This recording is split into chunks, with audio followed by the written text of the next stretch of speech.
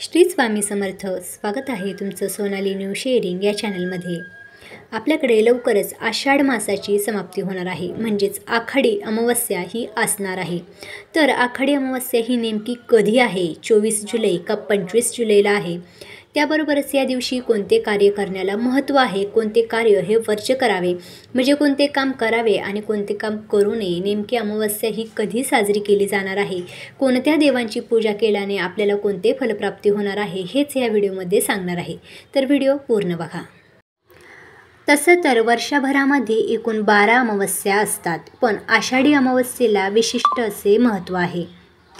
या अमावस्येच्या दिवशी कोणत्या देवांच्या सेवा कराव्यात हे आपण बघणार आहोत. अमावस्येच्या दिवशी महादेव, विष्णू आणि शनिदेव यांची पूजा करण्याला विशिष्ट महत्त्व दिले जाते. जेव्हा चातुर्मासामध्ये भगवान विष्णू हे क्षीरसागरामध्ये शयन करण्यासाठी जातात, तेव्हा पृथ्वीचा कार्यभाग हे महादेव बघत असतात. म्हणून यावेळी भगवान विष्णू आणि महादेव यांचा अंश जागृत झालेला असतो. म्हणून अमावस्येच्या दिवशी विष्णू आणि महादेव यांची पूजा करण्याला खूप महत्त्व आहे. त्याचबरोबर शनिदेवाची देखील पूजा अर्चना केली पाहिजे. पंचांगानुसार कृष्ण पक्षाच्या अमावस्येला आखाडी अमावस्या असं म्हणतात. या दिवशी पितरांची पूजा, स्नान, दान आणि श्राद्ध करण्याला सुद्धा खूप महत्त्व आहे.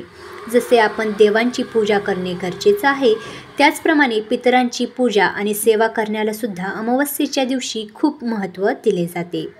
त्यानंतर यावर्षी 2025ची अमावस्या नेमकी कधी आहे ते आपण बघूया. तर जे कोणी 2025 अमावस्या व्रत करणार आहे त्यांनी ते 25 जुलैला करायचं आहे. अमावस्या तिथी कधी प्रारंभ होणार आहे? तर अमावस्या ही 24 जुलैला सायंकाळी 6:59 सुरू होणार आहे आणि 25 जुलैला सायंकाळी 4 वाजता अमावस्याची समाप्ती होणार आहे, म्हणजे अमावस्या संपणार आहे. या दिवशी कोणते कार्य करण्याला महत्त्व आहे हे आपण बघूया. शास्त्रानुसार अमावस्येच्या दिवशी गंगाजलाने अंघोळ करणे खूप शुभ मानले जाते.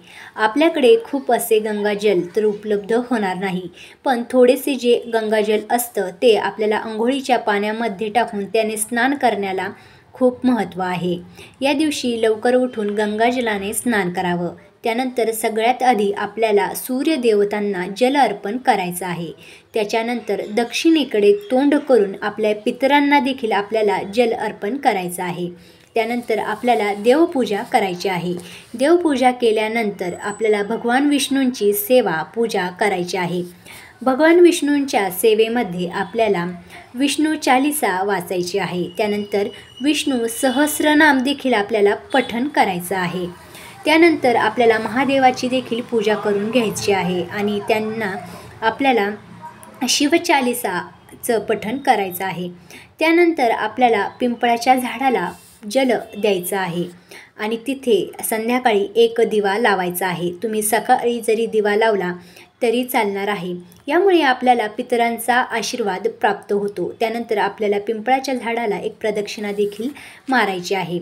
या दिवशी शक्य असल्यास शनिदेवाची आराधना करण्याला सुद्धा खूप महत्त्व आहे. शक्य असेल तर शनिदेवाच्या मंदिरात जावं आणि त्यांना काळे तीळ, तेल आणि मीठ वाहावं. यामुळे आपल्यावरील सगळी इडापिडा दूर होते आणि शनिदेवाची कृपा आपल्याला प्राप्त होते. अमावस्येच्या दिवशी काय करावे आणि काय करू नये हे आता आपण बघूया. या दिवशी देवीला कुंकुमार्चन करणे खूप शुभ मानले जाते. निदान देवीला या दिवशी सिंदूर अर्पण करावा. या दिवशी पितरांना प्रसन्न करण्यासाठी तर्पण, पिंडदान, ब्राह्मण भोज, स्नान, दान करण्याला खूप महत्त्व आहे. या दिवशी पिंपळ, तुळस आणि बेल यांचे चुकूनही पाने तोडू नये. त्याचबरोबर या दिवशी मांसाहार करू नये. या दिवशी केस आणि नखे कापू नये. या दिवशी तुळशीची केलेली सेवा ही खूप फलदायी असते. म्हणून या दिवशी आवर्जून सर्वांनी तुळशीला पाणी घालावे, तुळशीची सेवा करावी. त्याबरोबरच आपल्या घरामध्ये सकाळी लवकर उठून घरातील उंबऱ्याला हळदीचं लेपन करावं. पूर्ण घर स्वच्छ करावे, जाळे जळमट काढून घ्यावे, देवपूजा करावी, सांगितलेले सर्व देवाचे कार्य करावे. त्याने आपल्या घरामध्ये सुख, शांती आणि समृद्धी प्राप्त होईल आणि आपल्यावरती सर्व देवतांची कृपा राहील. अमावस्येच्या दिवशी सर्वांनी सांगितलेल्या सेवा कराव्या. या व्हिडिओमध्ये इतकेच. भेटूया पुढच्या आणखीन एका नवीन व्हिडिओमध्ये नवीन माहितीसह. तोपर्यंत श्री स्वामी समर्थ.